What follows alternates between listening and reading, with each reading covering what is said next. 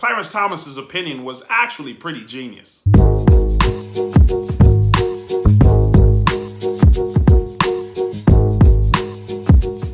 Welcome to the Rob Lett Show. I'm your host, Rob Lett. We call these segments Soapbox News. They're current events I felt compelled to get on my soapbox about. It's also your chance to get on your soapbox in our comments section. How Clarence Thomas crushed the Democrats.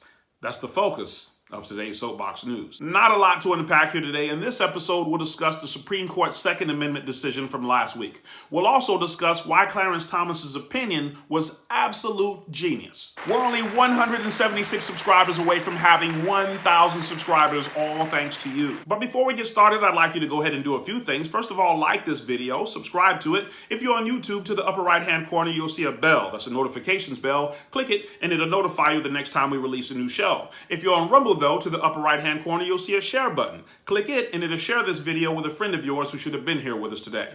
Go ahead and do all of those things that apply right now. The past 2 weeks have been an absolute mess for Democrats and an absolute victory for Republicans. First, we had a huge scandal in the Biden administration that got brushed under the rug, and two crushing Supreme Court decisions, one on the Second Amendment and the other one overturning Roe v. Wade. But it's this first one on the Second Amendment that we want to discuss today. Last Thursday, June 23rd, the Supreme Court made a ruling on New York's concealed carry law. Leftists in New York said you couldn't get a concealed carry license if you wanted it for self-defense. You had to have some special need in order for you to execute your God-given right to defend yourself. Well, the Supreme Court struck all that crap down, saying effectively that New York didn't have the right to deny its citizens the right to defend themselves. I want to keep this short and tell you why Clarence Thomas's opinion last week was pure genius. It was genius because he actually crushed the Democrats in 4 ways with just one opinion. In order to truly appreciate this, we have to read it first, then we'll go back through and I'll explain why his opinion was so genius. Here's an excerpt of his opinion. A short prologue is in order. Even before the Civil War commenced in 1861, this court indirectly affirmed the importance of the right to keep and bear arms in public. Writing for the court in Dred Scott versus Sanford, Chief Justice Taney offered what he thought was a parade of horribles that would result from recognizing that free blacks were citizens of the United States. If blacks were citizens, Taney fretted, they would be entitled to the privileges and immunities of citizens, including the right to keep and carry arms wherever they went.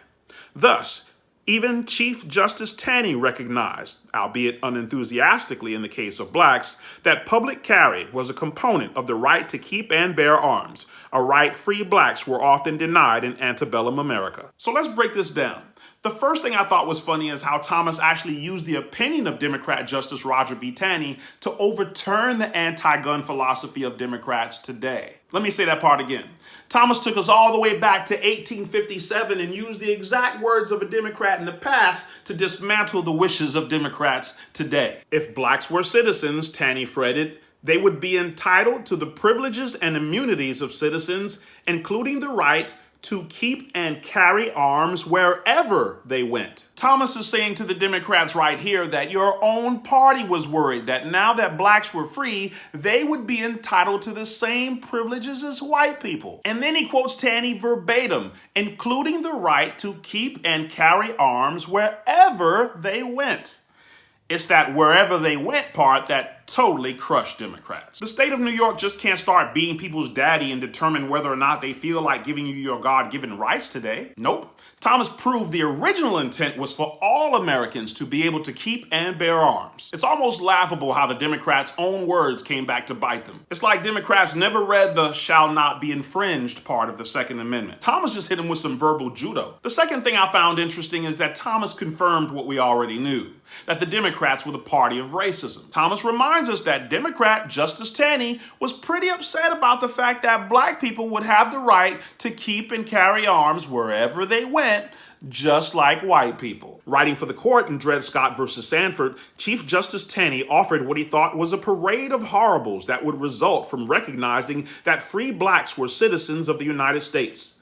If blacks were citizens, Taney fretted, they would be entitled to the privileges and immunities of citizens. Imagine that. So here's a Democrat A justice on the highest court in the land saying how horrible it would be for blacks to be equal to whites. I don't know how many people caught that when Thomas's opinion came out. When Republicans today say that the Democrat Party is the party of the KKK, the party of Jim Crow, a lot of Democrat supporters today look at Republicans as though we're making this stuff up. But Thomas brilliantly weaves the sentiments of Democrats by going all the way back to 1857. Did you notice that Thomas referenced the Civil War in 1861? Then he turns right around and references Taney's comments that happened before that in 1857. So the third thing I observed was the irony, that here again was a Republican, Clarence Thomas, protecting the Second Amendment rights of all of us against Democrats.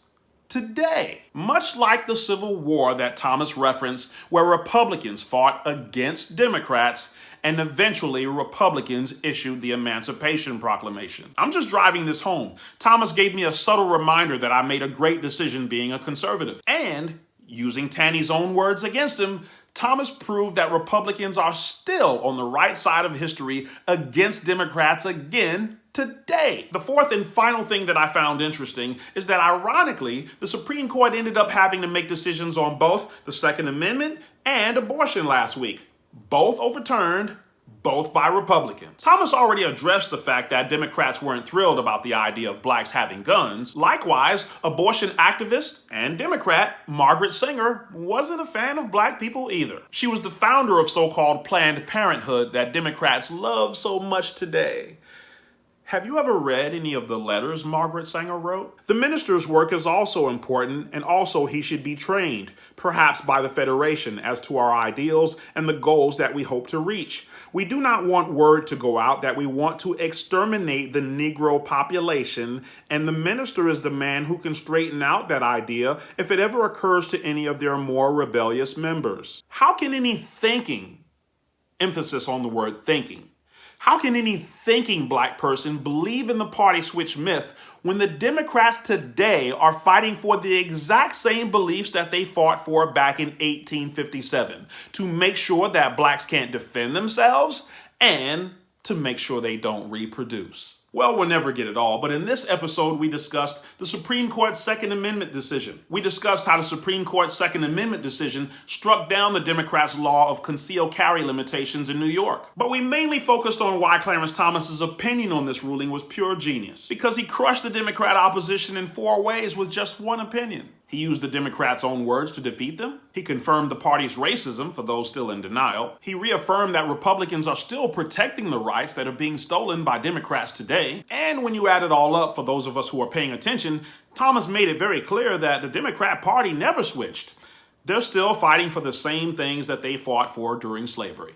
You can be in the middle of a hurricane, or you can be on a calm day. North is still north. You could be in a thunderstorm. North is still north. People can yell at you. North is still north. It doesn't change fundamental things. And in this business, right is still right, even if you stand by yourself. And that's where I'll leave it for now. If you're new around here, our channel is both a combination of podcasts, long-form understanding of conservative principles, and soapbox news, videos where you get to get on your soapbox about the latest news of the day. Be sure to like, subscribe, and share this video with someone who should have been here with us today.